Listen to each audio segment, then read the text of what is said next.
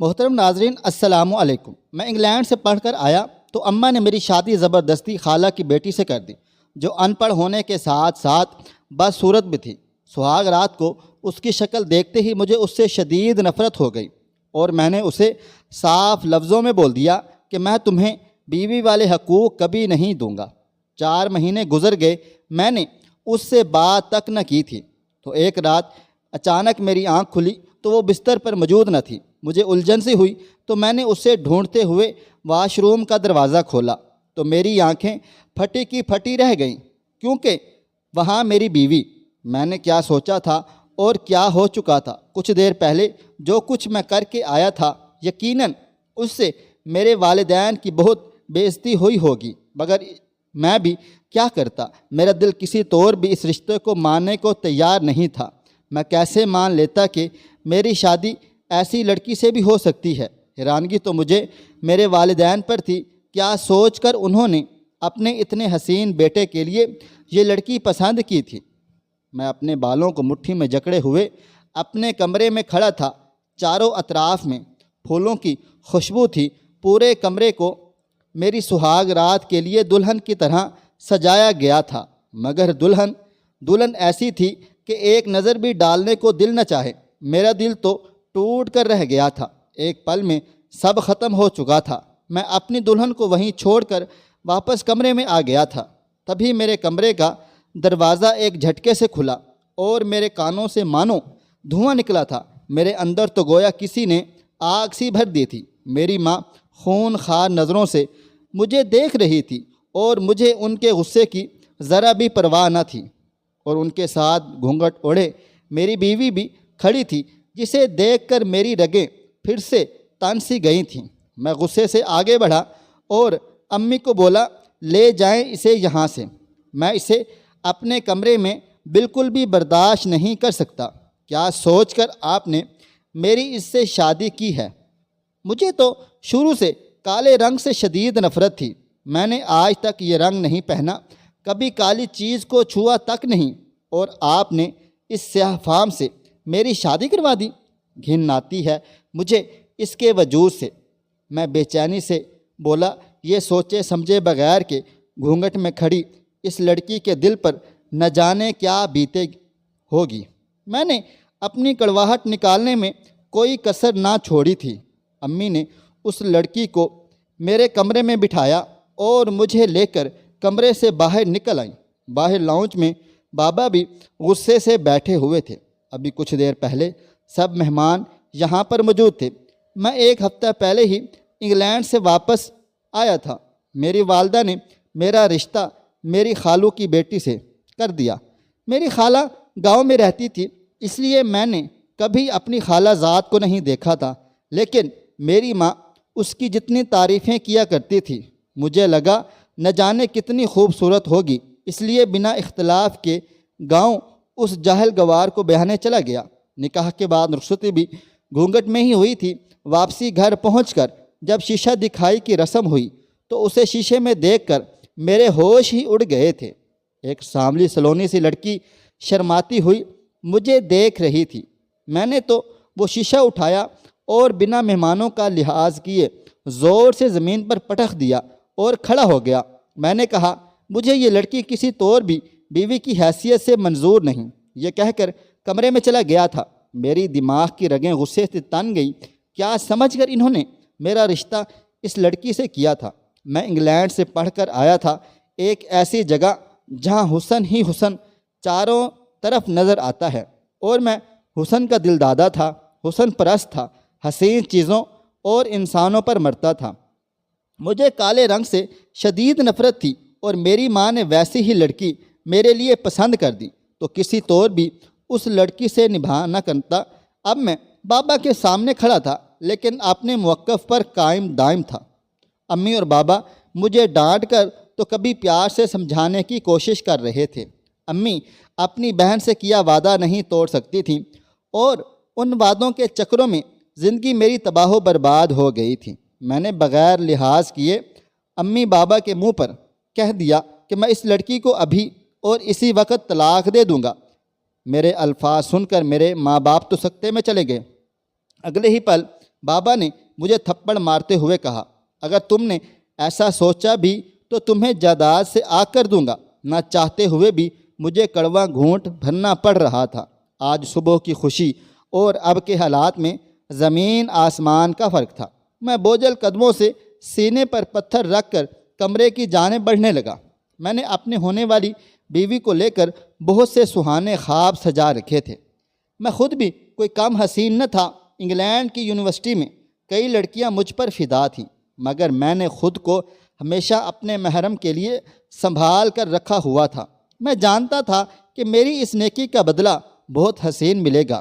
جیسے ہی میری پڑھائی مکمل ہوئی، میں واپس پاکستان لوٹ آیا، جہاں میرے والدین اور خاندان والوں نے پرتپاک انداز میں میرا استقبال کیا تھا۔ کئی سالوں بعد اپنے شہر میں واپس آ کر میں بہت زیادہ خوش و خرم تھا۔ جلد ہی اسی شہر میں میری اچھی نوکری بھی لگ گئی تھی۔ اب امی میری شادی کے خواب سجانے لگی تھیں۔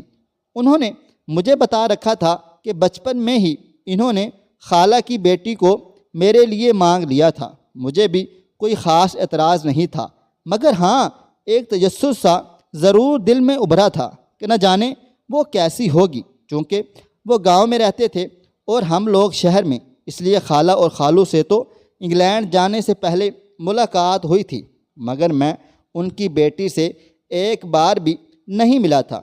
چند روز بعد امی میری بات پکی کرنے گاؤں چلی گئیں۔ جب واپس لوٹی تو بہت زیادہ خوش تھی۔ خالہ نے رشتے کے لیے ہاں کر دی تھی۔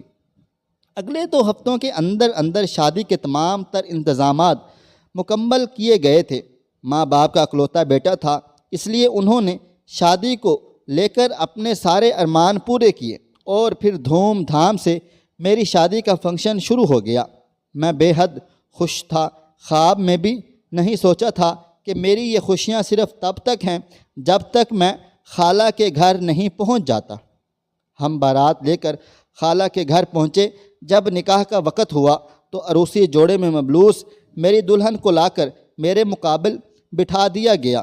ہم دونوں کے بیچ سرخ رنگ کے دوپٹے کو حائل کیا گیا تھا۔ نہ جانے وہ پری پیکر کتنی وجیح ہوگی، میں سوچ کر ہی مسکرا گیا۔ مولوی صاحب نے ایجاب و قبول کروا رہے تھے۔ میں نہ جانے کیوں اسے اپنے لیے قبول کر لیا۔ گھونگھٹ میں چھپا چہرہ حسین دوشیزہ کا نہیں، بلکہ میں نے آنکھیں میچ کر کھولی اور کمرے میں داخل ہوا۔ وہ لڑکی ابھی بھی گھونگھٹ ڈالے بیٹھی تھی۔ مجھے آج تک کسی سے اتنی نفرت نہیں ہوئی تھی جتنی اپنی بیوی کے لیے محسوس ہو رہی تھی۔ اس کی خاطر میرے باپ نے مجھ پر ہاتھ اٹھایا تھا اور جائیداد سے آنکھ تک کرنے کی دھمکی دے دی تھی۔ میں اس کے قریب گیا اور ایک جھٹکے سے اس کا گھونگھٹ اٹھایا۔ وہ سہم کر پیچھے ہٹی۔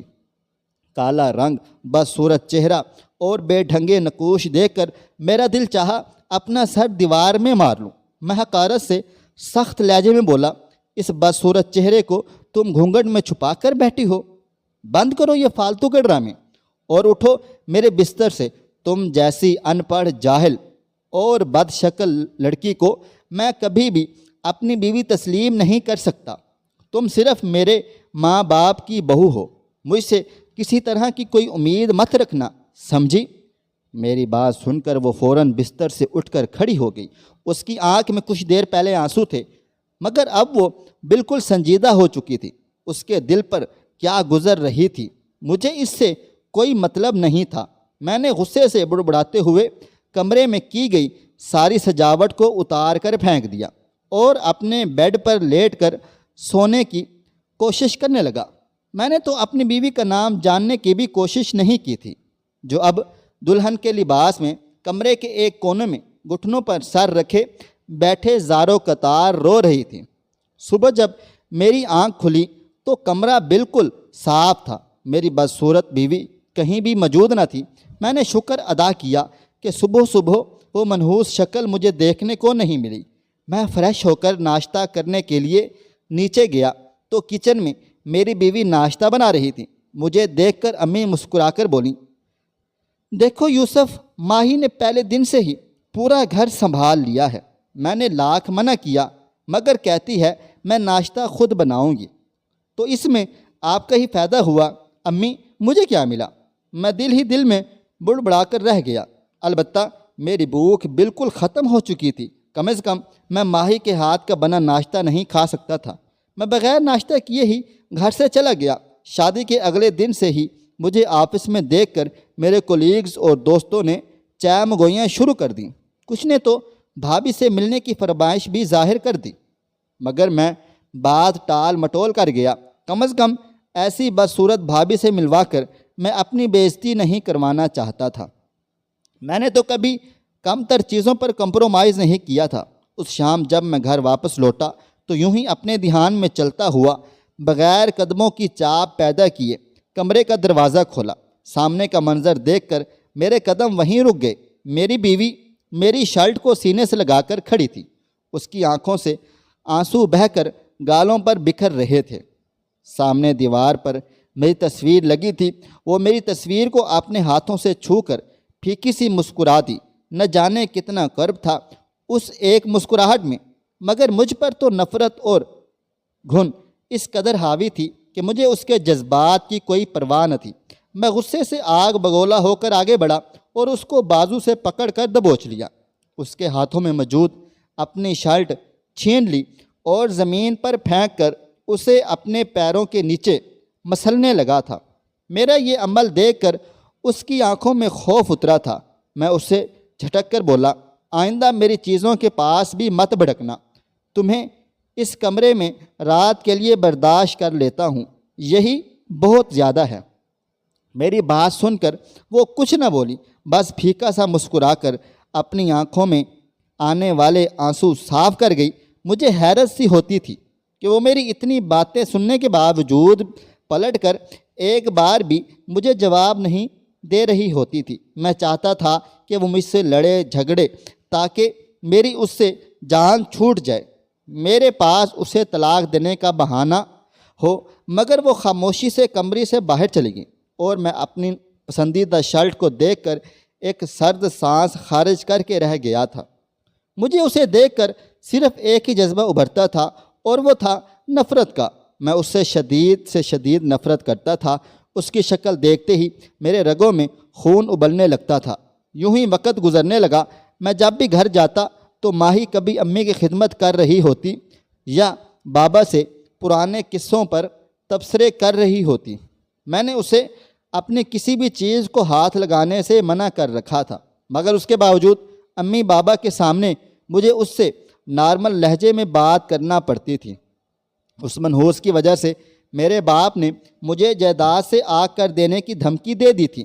پچھلے 2 ماہ سے ہمارے بیچ کوئی بات چیت نہیں ہوئی تھی۔ وہ صرف رات کو ہی کمرے میں آتی اور فرش پر بستر بچھا کر سو جایا کرتی تھی۔ بستر کے نام پر صرف ایک چادر ہی تھی جسے وہ بچھایا کرتی۔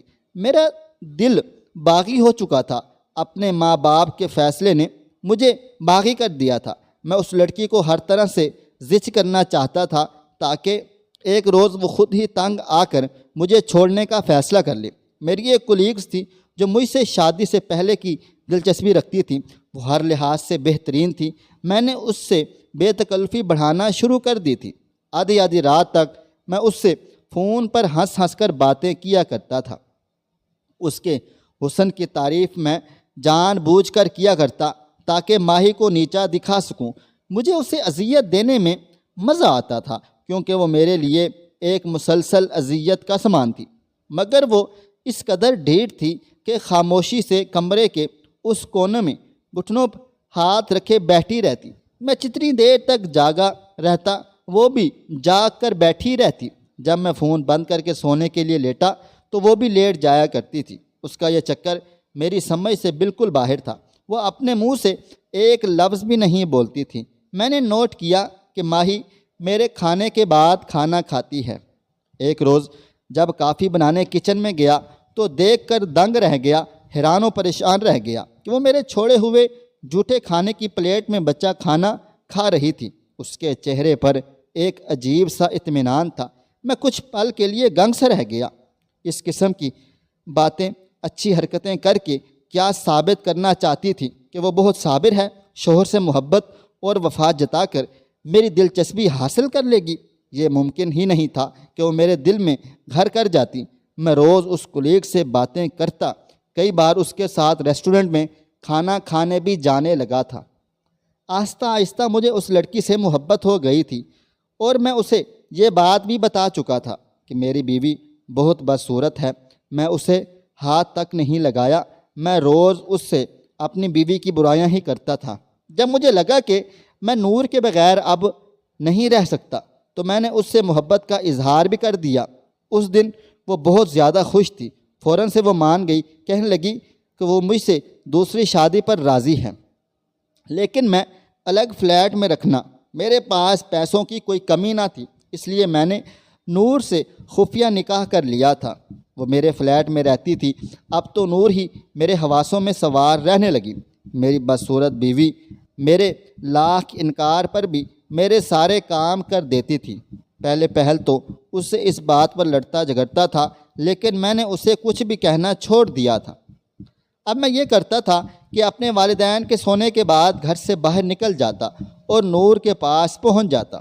صبح ہی اپنے والدین سے اٹھنے سے پہلے گھر لوٹ آتا تھا۔ ایک بار مجھے بہت تیز بخار ہو گیا تھا، اس لیے میں نور کے پاس نہیں جا پایا۔ پھر وہ مجھ سے کہہ چکی تھی کہ وہ مجھے بیماری کی حالت میں نہیں سنبھال سکتی۔ وہ مجھ سے اپنے نخرے اٹھواتی تھی۔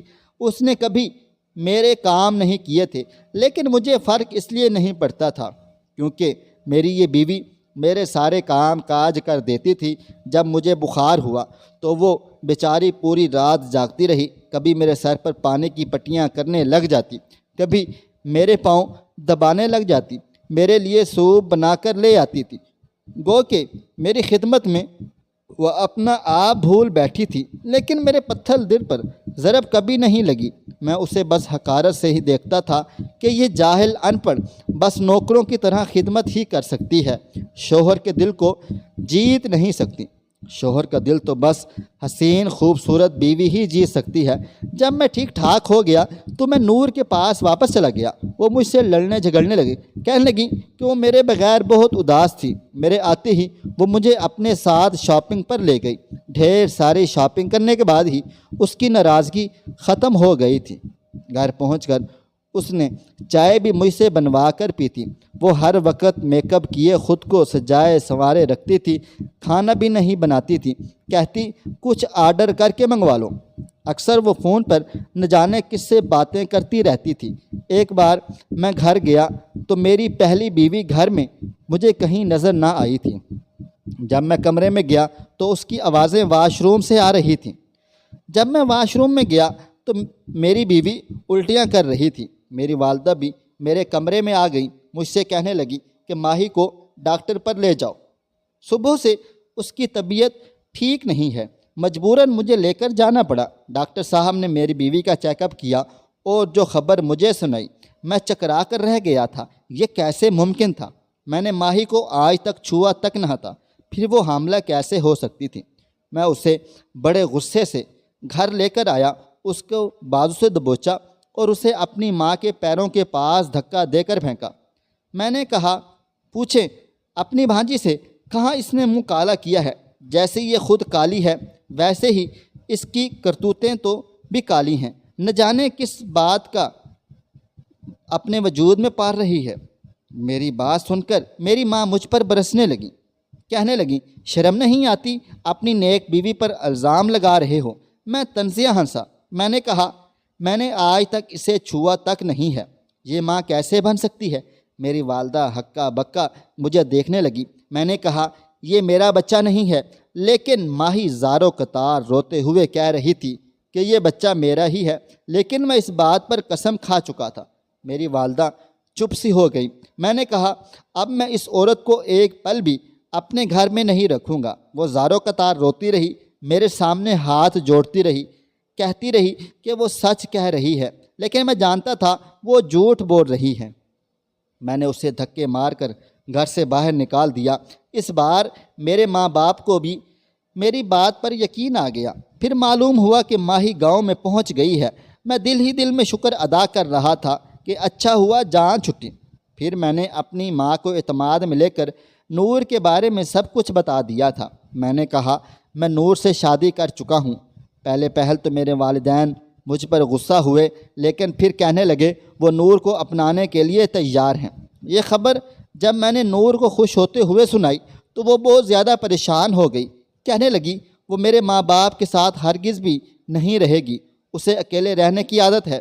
میں نے کہا میرے ماں باپ تمہیں بہو مان چکے ہیں، تمہیں بلا رہے ہیں، لیکن اس نے صاف انکار کر دیا۔ کہنے لگی وہ اکیلی ہی رہنا چاہتی ہے، وہ میرے بوڑھے ماں باپ کو کبھی بھی نہیں سنبھال سکتی، وہ تو اپنے لیے کھانا بھی نہیں بناتی تھی کہ کہیں اس کا رنگ نہ خراب ہو جائے، ہمیشہ بازار سے ہی منگواتی ہے۔ میں نے بہرحال نور کو بہت سمجھایا لیکن وہ نہیں مانی۔ میں نے بجھے ہوئے دل کے ساتھ اپنے والدین سے یہ کہہ دیا، لیکن نور انہیں سنبھالنے کو بالکل تیار نہ تھی، وہ میرا بھی کوئی کام نہ کرتی تھی۔ مجھے بہت زیادہ مشکل پیش آنے لگی۔ میں خود اپنے کپڑے استری کرتا اور اپنے والدین کو بھی خود سنبھالنے لگا تھا۔ 2 گھروں کے چکر میں گھن چکر سا بن کر رہ گیا تھا۔ اب میں آفس میں بھی اپنے کام میں دلچسپی نہیں لے پا رہا تھا کیونکہ میری والدہ کی طبیعت ٹھیک نہیں رہتی تھی، والد صاحب بھی بیمار رہتے تھے۔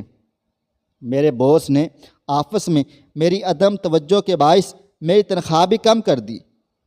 میری نور کی شہ خرچوں کی عادت کی وجہ سے میرا بجٹ آؤٹ ہو چکا تھا۔ آئے دن اسے پارلر جانا ہوتا، پھر شاپنگ الگ سے۔ ایک بار میں اپنے فلیٹ میں گیا تو جیسے ہی میں نے چابی سے دروازہ کھولا، مجھے کمرے سے ہنسنے اور باتیں کرنے کی آوازیں آ رہی تھیں۔ نور کسی مرد کے ساتھ ہنس کر بول رہی تھی، کہہ رہی تھی کہ اچھا بیوقوف بنا کر رکھا ہے۔ میں نے اپنے شوہر کو میرے لیے وہ صرف ایک کمانے والی مشین ہے، ورنہ اس کے علاوہ اس میں خوبی ہی کیا ہے۔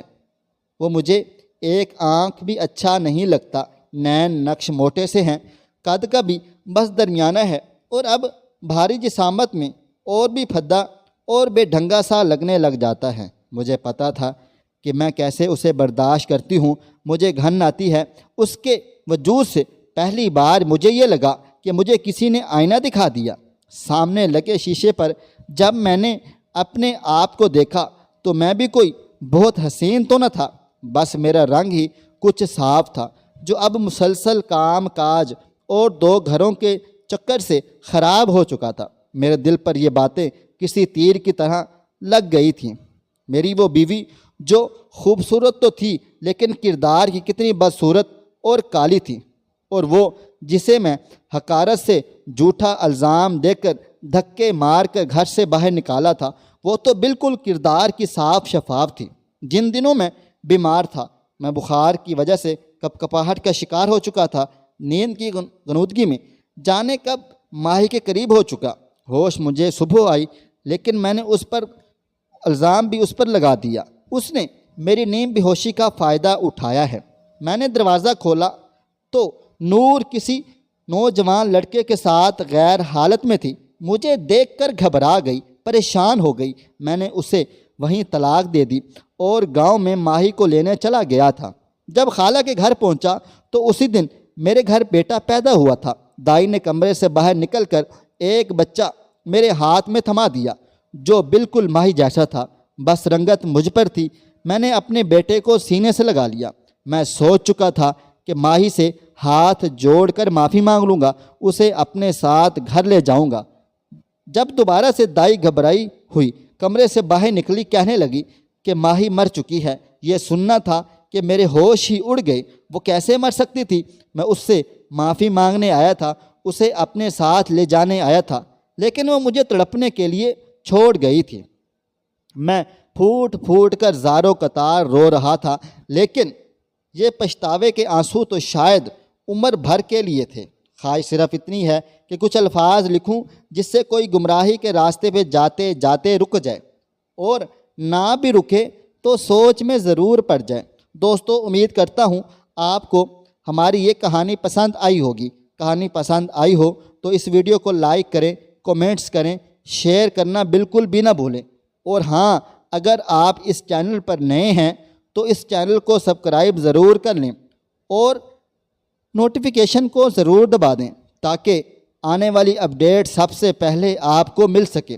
کہانی سننے کے لیے آپ کا بہت بہت شکریہ، اور مجھے آپ اگلی ویڈیو تک اجازت دیں۔ اللہ حافظ.